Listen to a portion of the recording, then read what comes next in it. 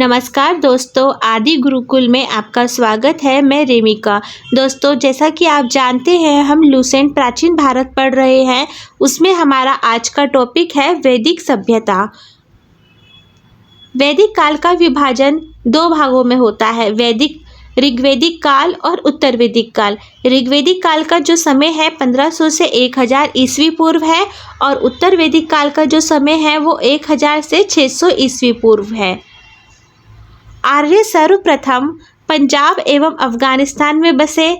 Max Wular ने आर्यों का मूल निवास मध्य एशिया को माना है। आर्य द्वारा निर्मित सभ्यता वैदिक सभ्यता कहलाई।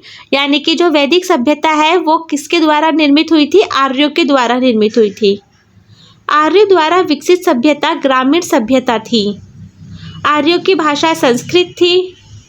आर्यों के प्रशासनिक इकाई आरोही क्रम से इन 5 भागों में बटा था: कुल, ग्राम, विश, जन, राष्ट्र।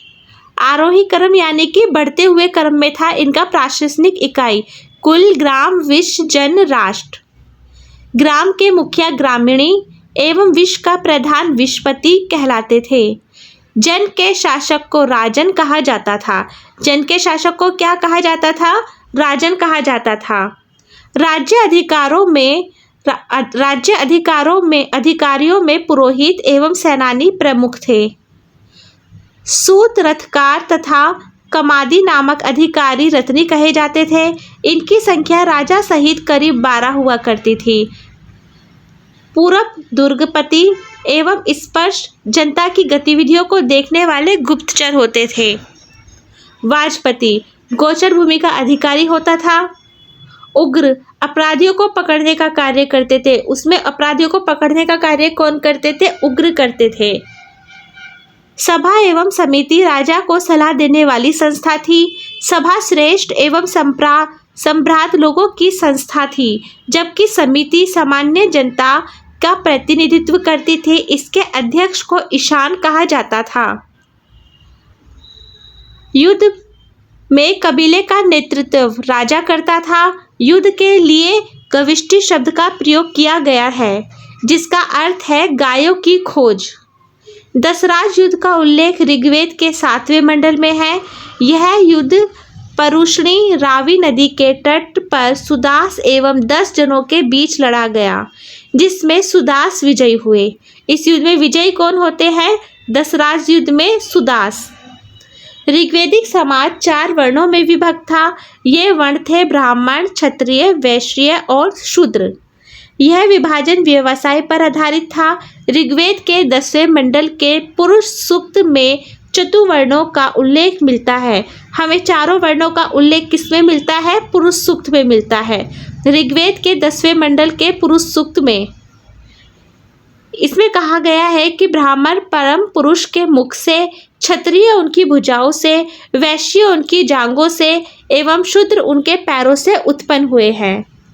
आर्यों का समाज पितृ प्रधान था। समाज की सबसे छोटी इकाई परिवार या कुल थी, जिसका मुख्य पिता होता था, जिसे कुलुप कहा जाता था। इसमें सबसे छोटी इकाई परिवार होते थे, जिसका मुख्य पिता होता था। स्त्रियां इस काल में अपने पति के साथ यज्ञ कार्य में भाग ले सकती थी। बाल विवाह एवं पर्दा प्रथा का प्रचलन नहीं था। विधवा अपने मृतक पति के छोटे भाई यानी कि देवर से विवाह कर सकती थी। स्त्रियां शिक्षा ग्रहण करती थी। ऋग्वेद में लोपामुद्रा, घोषा, सिक्ता, आपला, विश्वास जैसी विदुषी स्त्रियों का वर्णन है। जीवन भर अविवाहित रहने वाली महिलाओं को अमाजू कहा जाता था। जो जीवन भर विवाह नहीं करती थी उन महिलाओं को क्या कहा जाता था? अमाजू कहा जाता था। आर्यों का मुख्य पेय पदार्थ सोमरस था। यह वनस्पति से बनाया जाता था। आर्य मुख्यतः 3 प्रकार के वस्त्रों का उपयोग करते थे: वास, अधिवास और उष्णीय। अंदर पहनने वाले कपड़े को निवि कहा जाता था। आर्यों के मनोरंजन के साधन थे संगीत, रथ दौड़, घुड़दौड़ एवं घृत क्रीड़ा। आर्यों का मुख्य व्यवसाय पशुपालन एवं कृषि था। गाय को अधन्या यानी कि ना मारे जाने वाले योग्य पशु की श्रेणी में रखा गया था।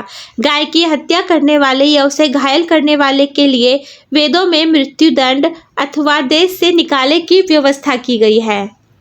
आर्यों का प्रिय पशु घोड़ा एवं सर्वाधिक प्रिय देवता इंद्र थे। इनका प्रिय पशु कौन सा था? घोड़ा था और इनके प्रिय देवता थे इंद्र। आर्य द्वारा खोजी गई धातु लोहा थी, जिसे श्याम अयस्क कहा जाता था। आर्य द्वारा खोजी गई धातु थी लोहा और इसे श्याम अयस्क कहा जाता था। तांबे को लोहित अयस्क कहा जाता था। व्यापार हेतु दूर दूर तक जाने वाले व्यक्ति को पणी कहते थे। लेन देन में वस्तु विनिमय की प्रणाली प्रचलित थी। ऋण देकर ब्याज देने वाले व्यक्ति को वेकनाट यानी कि सूदखोर कहा जाता था। मनुष्य एवं देवता के बीच मध्यस्थ की भूमिका निभाने वाले देवता के रूप में अग्नि की पूजा की जाती थी। यानी कि माना जाता था कि मनुष्य और देवताओं के बीच जो मध्यस्थ का कार्य करता है या मध्यस्थ की भूमिका निभाने वाला है देवता है वो अग्नि है। तो इसीलिए अग्नि का यज्ञों में पूजा में यूज होता था, क्योंकि माना जाता था कि अग्नि के द्वारा ही हम अपनी बात देवताओं तक पहुंचाते हैं। अग्निदेव में उल्लेखित सभी नदियों में सरस्वती सबसे महत्वपूर्ण तथा पवित्र मानी जाती है। ऋग्वेद में गंगा और यमुना का उल्लेख सिर्फ एक बार हुआ है। इसमें सबसे पवित्र जो नदी है वो सरस्वती मानी जाती है।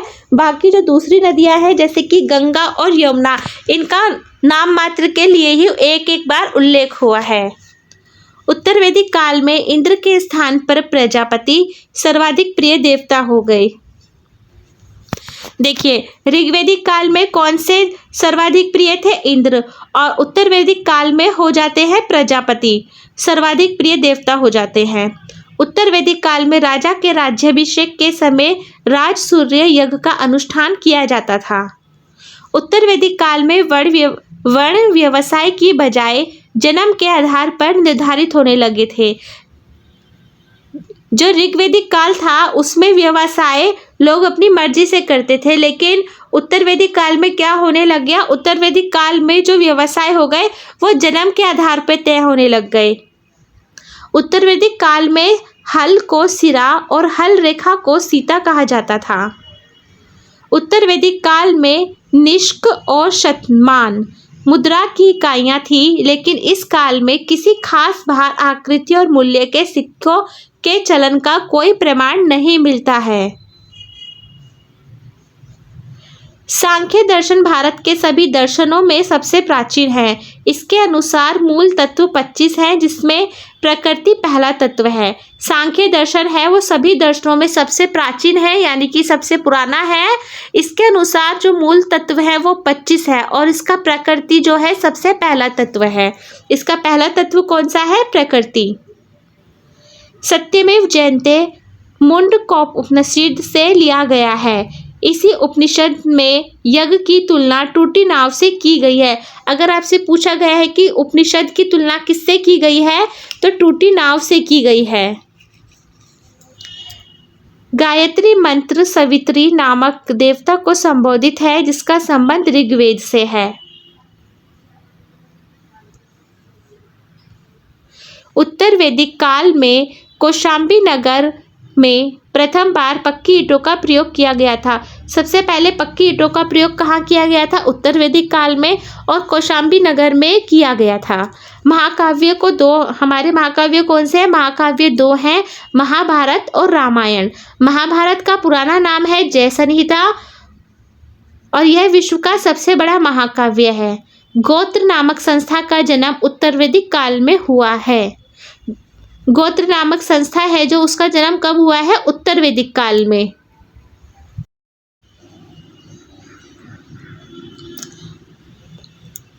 उपनिषदों की कुल संख्या कितनी है? 108 है। महापुराणों की संख्या 18 है और वेदांग की संख्या है 6। ये देखिए दर्शन, प्रमुख दर्शन एवं उनके प्रवर्तक। दर्शन चारवाक, प्रवर्तक है चारवाक। योग दर्शन के प्रवर्तक है पतंजलि। सांख्य दर्शन के प्रवर्तक हैं कपिल। न्याय दर्शन के प्रवर्तक है गौतम। पूर्व मीमांसा दर्शन के प्रवर्तक हैं जैमिनी। उत्तर मीमांसा के प्रवर्तक हैं वादरायण। वैशेषिक दर्शन के प्रवर्तक हैं कणाद या ललुक। ये है ऋग्वैदिक कालीन नदियाँ, उसके काल की नदियाँ और उसके आधुनिक नाम, प्राचीन नाम और आधुनिक नाम। क्रूब, कुरम, कुभा, आधुनिक नाम काबुल। वित्सता, आधुनिक नाम झेलम। आसिकनी, चिन्नाव। परुशनी, रावी। शतुद्री, सतलज। विपाशा, व्यास। सदानीरा, गंडक। दृष्टदती, घग्गर। गोमती, गोमल। सुवस्तु, स्वात। अब है ऋग्वैदिक कालीन देवता, यानी कि ऋग्वैदिक काल में देवता और उनके संबंध बताए गए हैं। इंद्र, ये युद्ध के नेता थे और वर्षा के देवता थे। अग्नि को देवता माना जाता था, देवता एवं मनुष्य के बीच मध्यस्थ माना जाता था। वरुण, ये पृथ्वी एवं सूर्य के निर्माता थे। समुद्र का देवता, विश्व के नियामक एवं शासक, सत्य का प्रतीक, ऋतु परिवर्तन एवं दिन रात का कर्ता। इनका देवता किसे माना जाता था? वरुण को माना जाता था। घो, आकाश का देवता। आकाश का देवता जो सबसे प्राचीन है, इन्हें माना जाता था घो को। और वनस्पति के देवता माना जाता था सोम को। उषा, प्रगति एवं उत्थान देवता के। अश्वनी, विपत्तियों को हराने वाले देवता थे। पूषण, पशुओं का देवता। विष्णु, विश्व के संरक्षण एवं पालनकर्ता। मरुत, आंधी तूफान के देवता। दोस्तों, हमारी आज की ये वीडियो यहीं समाप्त होती है। अगर आपको अच्छी लगी तो लाइक करें, शेयर करें और सब्सक्राइब करें। Thank you.